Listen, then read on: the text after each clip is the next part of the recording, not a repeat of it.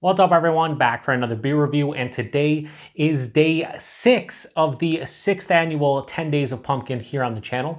And the beer I'm reviewing today comes from the Evil Genius Beer Company, and they're out of Philadelphia, Pennsylvania, and this is their Trick or Treat, the 2023 release. So they're calling this one a chocolate pumpkin porter, and underneath that it says ale with natural flavors added. It comes in at 7.8% alcohol by volume, 35 IBUs at the time of review, and this can is approximately 3.5 months old. So not only is this the first beer ever that I'm reviewing from Evil Genius on the channel, it is actually the first beer period that I'm trying from Evil Genius. I never had one of their beers. I first heard about them back in the mid-2010s. The first beer that kind of came on my radar was their Purple Monkey Dishwasher, which is a chocolate peanut butter porter. A couple years prior, I heard about Claw's Sweet Baby Jesus. That was when the chocolate peanut butter beers were just starting out. I never tried that one. So when I was recently in Erie, Pennsylvania, picking some beers up for the 10 Days of Pumpkin, I grabbed this. And then I saw a can of Purple Monkey Dishwasher, and I will be reviewing that one probably next month. And I'm interested to see how that one is, especially nowadays with so many crazy beers, but I'm hoping it's quite tasty along with this one. So I really didn't have any plans picking this one up. I saw it in a Mix of Six location at a Wegmans, a grocery store, and I was like, you know what, that sounds pretty interesting. So it says, get your fuzzy boots, Debbie. It's a chocolate pumpkin porter. Hey, this beer is haunted. Don't drink it. Yes, I know it's a dark roasty porter with cinnamon, clove, nutmeg, and chocolate. Shout out to the motorcycle. And it tastes amazing, but don't drink it. It's haunted. Fine. I say it's haunted. They specify, they space it out. Fine. But don't run to me when the walls of your fridge start bleeding. Okay. Anyway, we're going to pour it into the glass here, see what we got going on. So yeah, they're apparently using those spices along with a chocolate. Sounds good to me. Let's give it a pour. So much like Pumpkin Escobar, which was a coffee pumpkin porter that I reviewed from, who was it? Prison City. This one is definitely pouring out lighter. Not as light as that. That looked like a brown ale. This just looks like a lighter porter or a lighter stout, but still, in the glass. Again, my camera's terrible. So when I was showing off that Pumpkin Escobar on my camera, it definitely looked darker than it did in person. And this one's going to probably look pitch black to you, but I hold it up to the light. This is definitely a dark brown. Has a cola vibe to it, but a bit darker, maybe more like root beer vibe. A little bit of a ruby red tinge and like lighter brown here at the base of the glass. Had about a finger that's now dissipated to about a half finger of this, I would say beige colored head, maybe like a light brown. Yeah, maybe a light brown. Decent alcohol legs at 7.8%. Yeah, it looks like a porter. I'll give it that. Albeit a little bit lighter when I was pouring out. Definitely in the glass, it looks more porter-esque. Let's get a nose. Oh, so really the chocolate is nice here. It has like a nice dark chocolate pop to it. Little of like a bittering chocolate. I do 100% get clove. For sure. A little bit of cinnamon and nutmeg. All three of those spices, but the clove is a little bit more of the dominant spice. Underlying caramel, brown sugar, toffee, sweeter scent. A nice roasted kind of malt quality. A little bit of like let's say like a toasted dark bread. Not a brown bread, but like a straight up dark bread. Yeah, this is nice. This smells like a well-made base porter with the spices accentuating what's going on in the beer. Like it's not dominating. It's working well with the coffee, not actual coffee, but the coffee from the roasted malts, chocolate, the caramel, toffee, brown sugar. Now they don't mention that they are brewing this one with real pumpkin. Does it say that? It says cinnamon, clove, nutmeg, and chocolate. So there might not be any real pumpkin in here. For me, usually get a little bit of earthiness, but the main thing is the body and mouthfeel. Anyway, this smells really nice. Doesn't smell like spectacular, amazing, but really well done in the nose. So let's get into it. Cheers, everyone.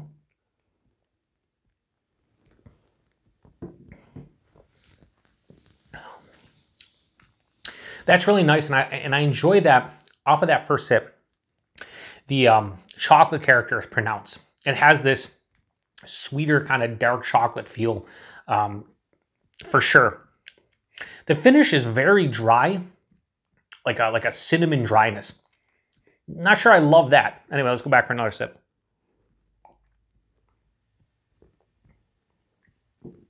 Buying this one's medium, touch over medium body, 7.8%, that's fine. The mouthfeel, it has a nice kind of moderate carbonation. It is smooth, slightly creamy on the palate. The taste right up front, I get a little bit of roasted malt that quickly translates into this, again, sweeter, dark chocolate, kind of syrupy nature to it. I get underlying hints of brown sugar. There's a little bit of like that dark, toasted dark bread. As it passes through, the spices come in. And in order, I'd go clove, nutmeg, and cinnamon is what first hits me. However, the cinnamon kind of dives underneath the palate about halfway through, sneaks up at the back. And on the back of the palate, I get this super dry, like this beer finishes pretty dry, almost bone dry, but it has like a cinnamon kind of dryness. If you've ever done the cinnamon challenge or ever like taken like a teaspoon of cinnamon at all, or just like a little bit like fresh cinnamon, freshly grounded cinnamon, you know how dry that is and like powdery. That's kind of how the finish is. I don't necessarily love that finish.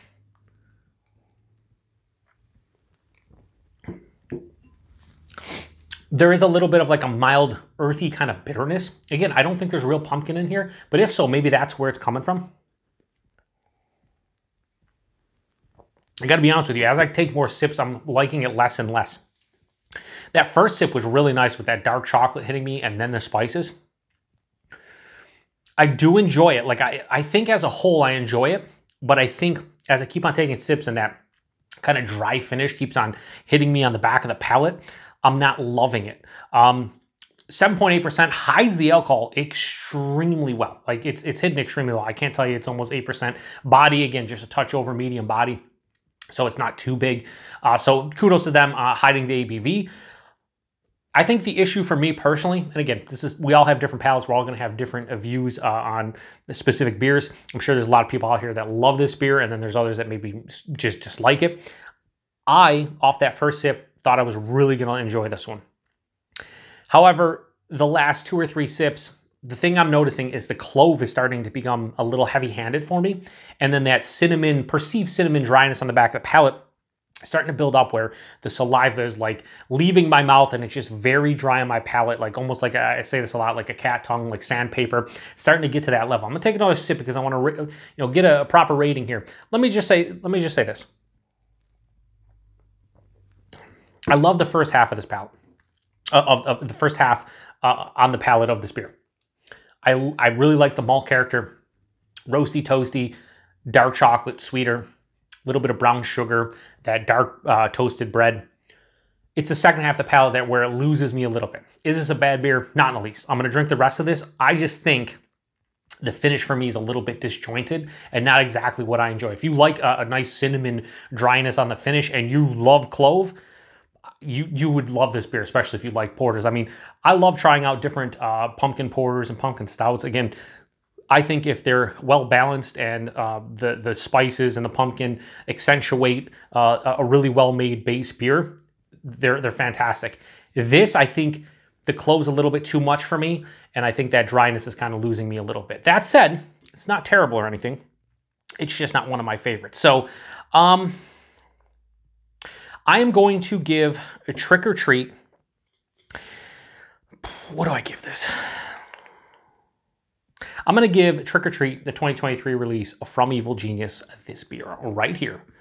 I am going to give this beer a, we'll go high 3.5, I'm going to go 3.65. Almost gets in the low 4.7 range, or if you could consider a 3.65 a low 3.75, it's kind of in that range. But 3.65 out of 5 is where I'm going to land this one. If that finish was a little bit better for me, I think overall, this would be like a high 3.7, 5 into a maybe even a straight 4. I think I really like the first half of the palate. And the dryness I probably could have got by, but I think the clove dominating my palate kind of lost me a bit. It is what it is. Price point availability, I got this in a mix of sixer at Wegmans, and I think it was $13.99 at Erie. Here in Buffalo, they're $12.99, so a little bit more expensive, but still, $14 for a mix of 6, trying out different beers. You're still talking, less than $2.50 a can, so that's fine by me. I don't know what this is as far as a 6-pack goes, but it's almost 8%. It has chocolate in it, spices. put it this way, if a 6-pack of this is in the 14, 15 buck range, I'm fine. If it's higher than that, a little bit pricey. And availability, I have no idea. I just know that I saw it in Erie, Pennsylvania. They're from Philadelphia, so I'd imagine you can get them throughout Pennsylvania. I have not seen them here in the Western New York area, more specifically Buffalo, but I do think they get maybe some distro in New York, certainly some other mid-Atlantic / northeastern states. But yeah, if you've ever had this one, post in the comment section. Let me know what you thought about it. Again, it's rare that this happens, but in the midst of a review, you know, a review is usually 8, 9, 10, or sometimes on my channel, like 15 minutes long. What happens is, as you continue to drink it, things start to either bug you or you start to really enjoy them. And I think if I took one sip of this and that was it, I would say, yeah, this is like a 4 out of 5. I really enjoy that dark chocolate. I like that the spices are there. But as I kept on taking sips and got through, you know, almost half of it, I've come to the point where it's like, yeah, the finish is a little bit off-putting and the clove is a little bit too dominating on the palate. And you don't always get to see that in reviews. There's a lot of times I'll turn off the camera and I'll be like, oh, you know, I don't want to finish the recipe because something popped up with the beer that I don't love. And I'm happy that actually happened in the midst of the review as opposed to when I'm done. And this beer is not like ice cold out of the fridge either. I let it warm up a little bit. It's probably in like the 50 range. And it's just, yeah, the finish is just a little stringent. I don't hate it, don't love it. It's a 3.6, a 5 out of 5. So anyway, appreciate everybody stopping by for another beer review here on the Beer Patrol. This was day 6 of the 6th annual 10 Days Pumpkin here on the channel. Tomorrow's day 7. I'll be reviewing Jack's Abbey's Pumpkin Crop Lager. I haven't had that one in about 8 years, so looking forward to it. Anyway, check back tomorrow and appreciate it to the next one. Cheers.